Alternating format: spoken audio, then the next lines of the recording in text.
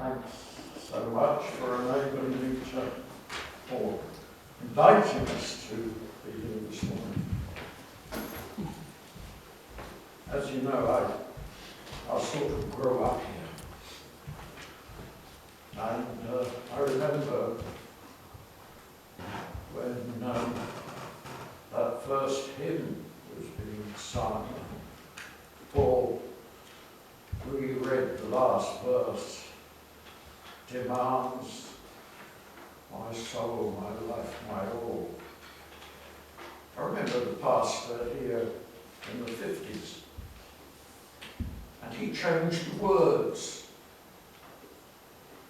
and he put, shall have my soul, my life, my all, instead of the word demand.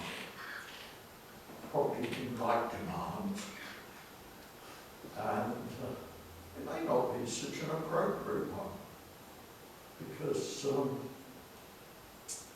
Jesus didn't demand. We're not commanded to be here. We're given that opportunity to come here. And we thank and bless him for it. Jesus. That same pastor, Harold Young, when I mentioned to Cherry my reading for today, we both sort of said together, Mr. Young's favourite text, favourite sermon. And I think we said it with nostalgia. We weren't sort of singing Tell Me the Old Story, because he had used that so often to speak to us.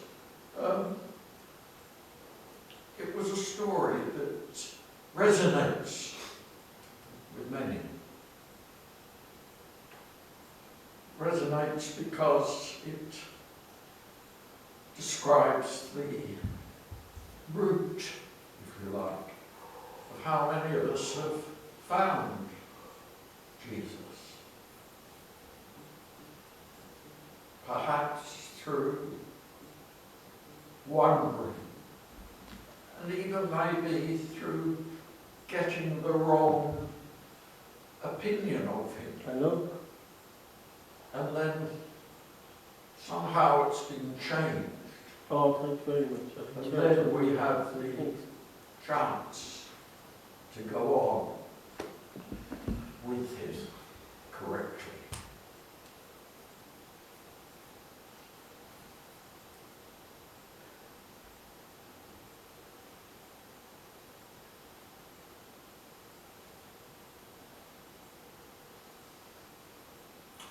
Who were these two people who were on their way to Emmaus, a 7-mile walk away? Had they turned their backs on the others who were assembled? Can't help thinking that it would have taken a lot to go away from the group that were assembled together. Maybe they were disappointed. I think they were. For what they say when Jesus speaks with them. Why are you so downhearted? Why are you crestfallen? Why are you miserable? What are you talking about? They told him. They were flabbergasted at first. Well, you must be the only one in Jerusalem who doesn't know what's happened. And they describe what's happened. The guy that we've been following for some time, the man that we thought was going to be the Messiah, the one that we've all been looking forward to this day. We left our village to come with the others. We expected to be part of a coronation. But we've been witnesses of a crucifixion. All the hopes that we had of this guy have been shattered. Why are we miserable? Why are we downhearted? Our expectations have been shattered. Shattered in the most cruel way. We all have disappointments.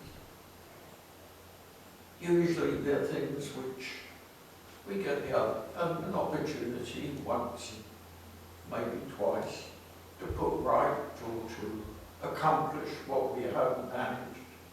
But this was an ended in death. That wasn't what they'd come to see in Jerusalem. That isn't what they'd come to. Well, as I said, they were expecting that Palm Sunday experience to culminate somehow in Jesus becoming their supreme leader. And they were shattered. I think some of us have probably experienced the same thing. All your expectations have been turned inside out. Something has happened and a death has occurred. And there's no way back from that. Humanly speaking, that is our experience that we share, birth and death.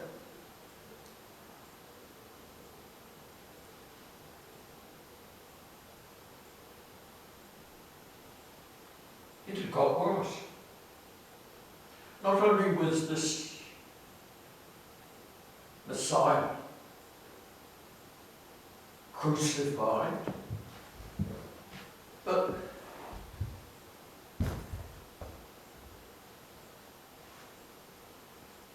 we were left to each other. We've been talking endlessly for 3 days, which some of us thought he'd said that he was going to be back, return to us in 3 days. 3 days were up. The women went to the tomb this morning, and goodness gracious, they came back with some wild story. We were amazed at what they'd seen. It was empty. Peter, one of the others, that they ran to see, and they'd come back and say, it was empty. What's happened? This was the last straw for these two from Emmaus.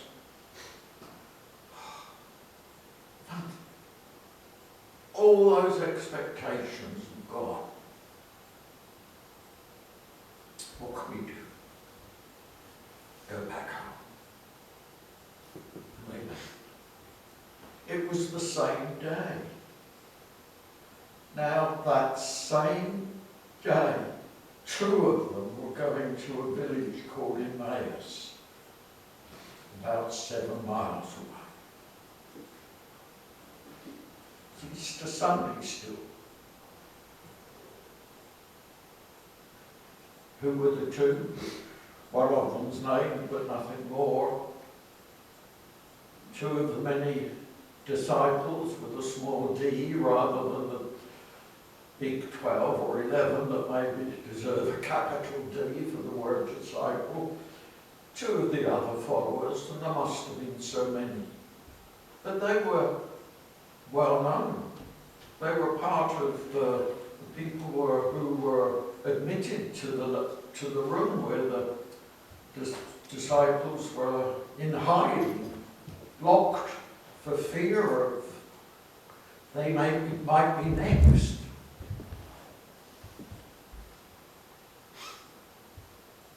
And as they went, They were still talking it all over, remembering perhaps just a few days before making that journey, a journey full of expectation and excitement. Now they were going back. The news would have got to Emmaus, of course. They weren't going to tell them anything that they didn't know already. But they didn't expect to have company on the way. They were still talking about it. You know how that happens, doesn't it? There's a situation in the family, in your group, and you can't help but go over it again and again and again and again. Many people would keep on saying, if only this, if only that. Fruitless. Because that's one thing we can't do, and that's turn the clock back.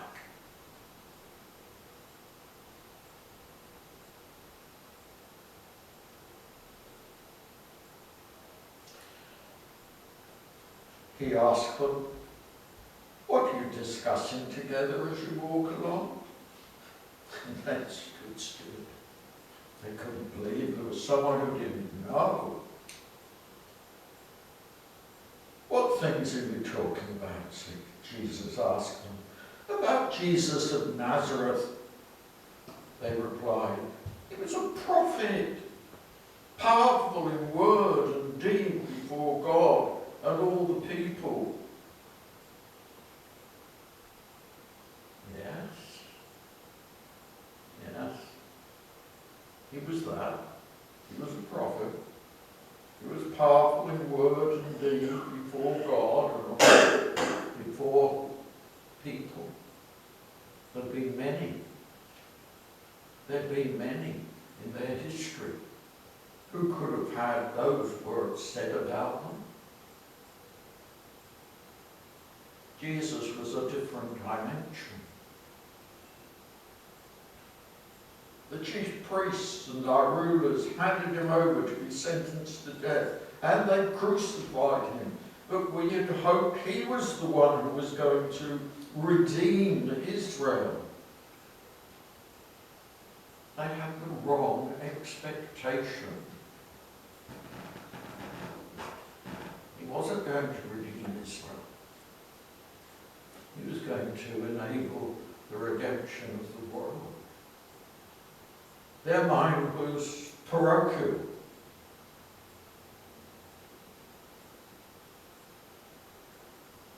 Jesus came into the world. Whosoever will. Anyone. Anywhere. What is more, this is the third day since all this took place.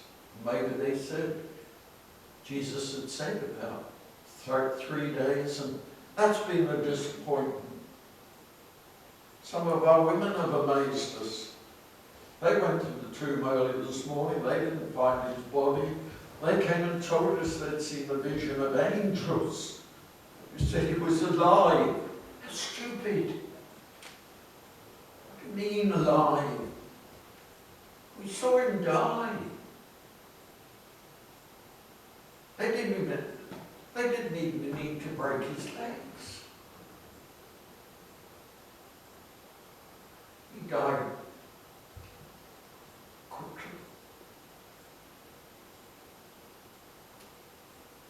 And if he wasn't dead already, we saw that soldier stick a spear. It was horrid.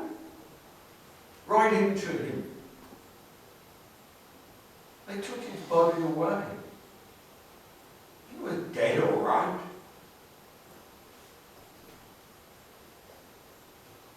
Now all this talk. Jesus spoke to them. How foolish you are. How slow of heart to believe all that the prophets prophets have spoken. It seems as if Jesus was a little bit unkind in his speech. If you were foolish, you didn't really understand what you were reading. You didn't really understand what's been said about this Messiah.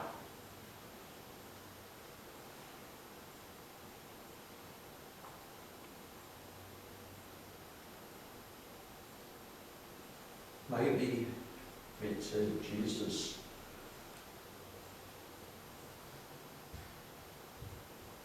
didn't, how foolish you are, how slow of heart to believe all that the prophets have spoken. Did not the Christ have to suffer these things and enter his glory? And beginning with Moses and the prophets, he explained to them what was said in all the scripture concerning himself. They had plenty of time. 7 miles is a long way. Just past Chichester, if you fancy sort of trying it out.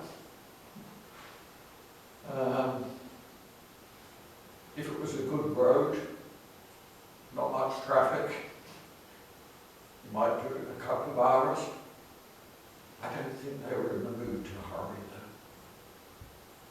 though. I'd allow them 3 hours to get to Emmaus, at least. And it certainly wasn't a tarmac road.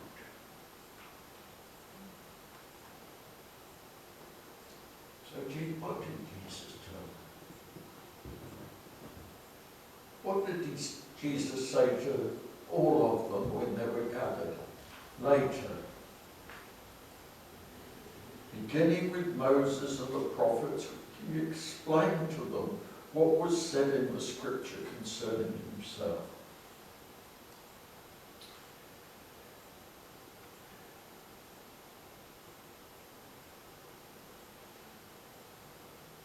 What was said in the scripture concerning himself? Plenty. There are books written picking out those passages which illuminate what's to happen. But you can get things wrong. Maybe he quoted those words that we all use at the readings at Christmas from Isaiah. Yes, the virgin will give birth to a son, and they will call his name Emmanuel. Yes, that had happened. Unto us a child is born. Yes. Unto us his son is given. And the government will be upon him. Yes. Maybe they got that the wrong way. The government will be upon his shoulders.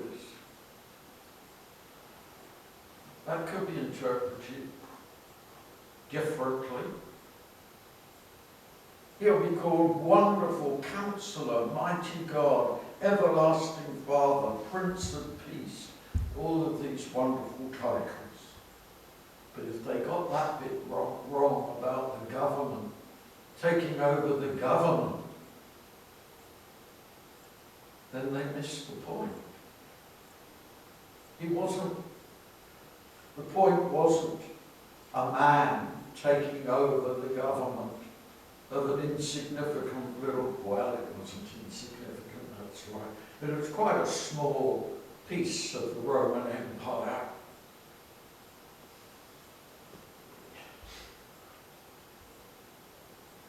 It was, as I said already, it was something far bigger than their expectations. Something far greater than what they had anticipated. Maybe Jesus spoke from quoting Psalm 22, which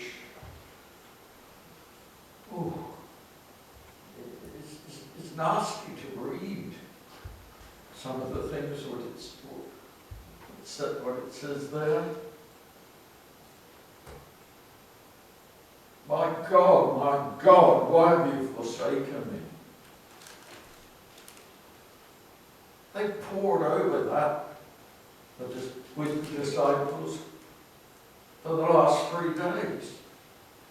They were, to use the word disappointed would be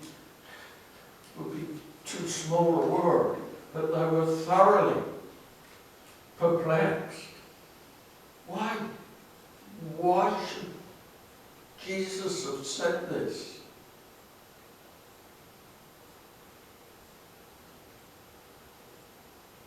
Why should it say, as quoting, they poured out my body, poured out my blood like water.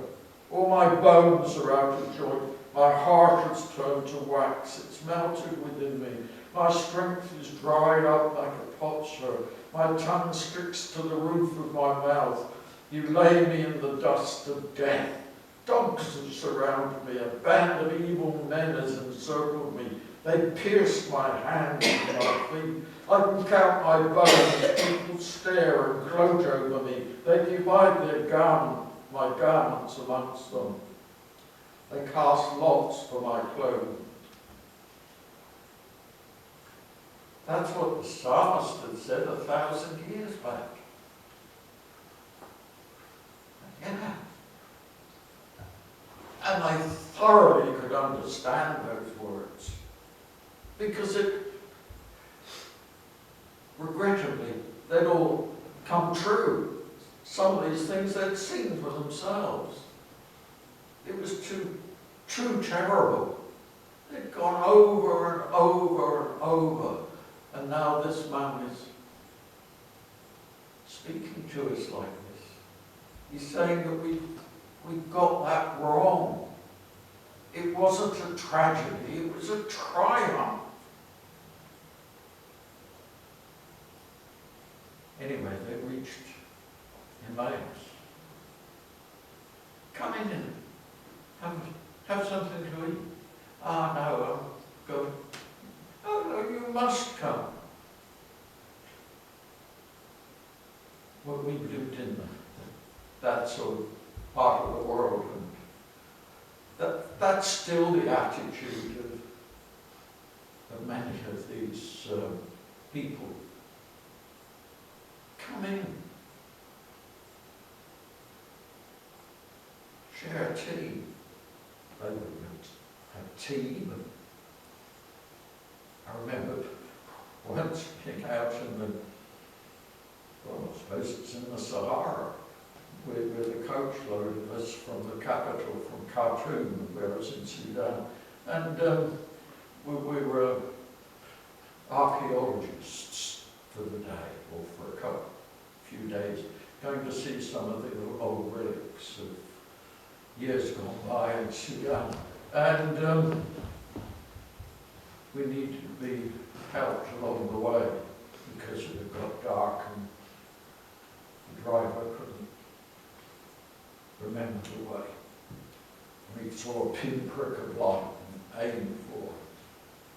And the driver got out and we heard the conversation rise. And of course, we couldn't understand a word of it. Most of us on the coach couldn't. It was a few meters away, we wouldn't really have understood. But it was loud, loud, loud. After a few minutes, the driver gets back in and we think, oh, God, thank God he's all right. And we said, well, what's happened? Oh, no, nothing's happened. He just said we all have to come in and have tea with him. Oh, what's all the shouting? No, well, I was saying, no, look, we've got to go on. And he was saying, no, we've got to stay here. Hospitality forced on him. We had to press on. But that was so natural. That was so natural.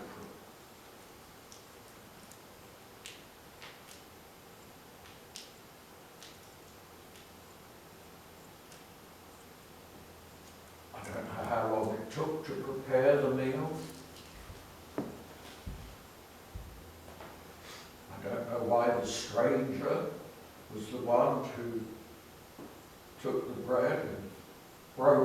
to, but that was the moment. They saw who it was. Not in his face, they hadn't recognized him, but in his hands. They recognized that. And he was no longer there.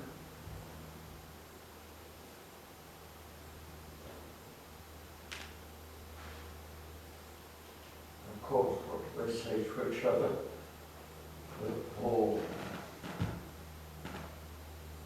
gave to us at the beginning.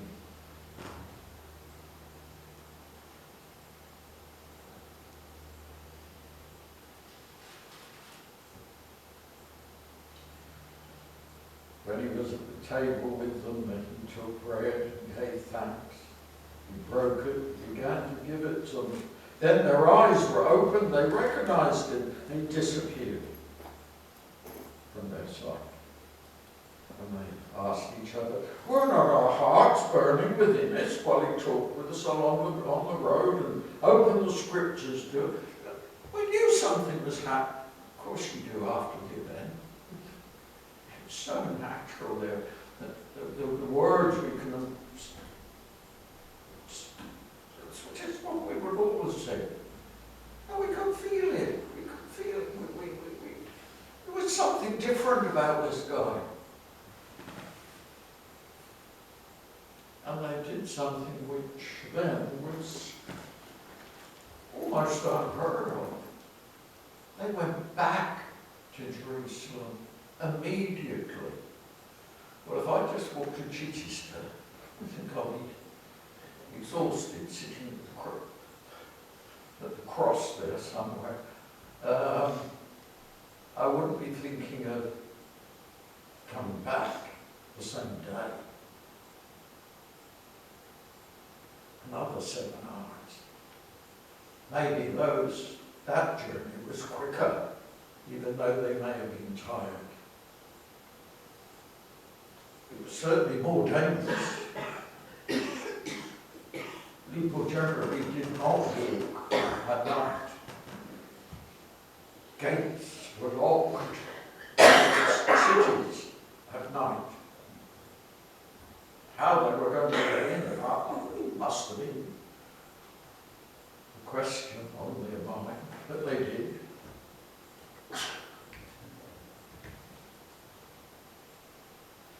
They got up and returned at once to Jerusalem. They found the 11 and those who were with them assembled together and saying, they want to give them. They got to tell the disciples what's happened to them. They don't get a chance. They said, just a minute, you hear us first. It's true. The Lord has risen. He's appeared to Simon. And to us, they could say, and could go through their story. While they were still talking about Jesus, about this, Jesus himself stood among them, said to them, peace be with you. Peace? You just seen someone who you thought you'd attended their funeral the day before, or 3 days before. It wouldn't be thinking, hang on, look, this is staggering. This is what it meant. They were startled and frightened, thinking they saw a ghost. He said to them, why are you troubled? Why do you doubts rise in your minds? Look at my hands and my feet. It's myself. Touch me and see. A ghost does not have flesh and bones, as you see I have. And he showed them his hands and his feet. And while they still couldn't believe it because of joy and amazement, they didn't believe a few minutes before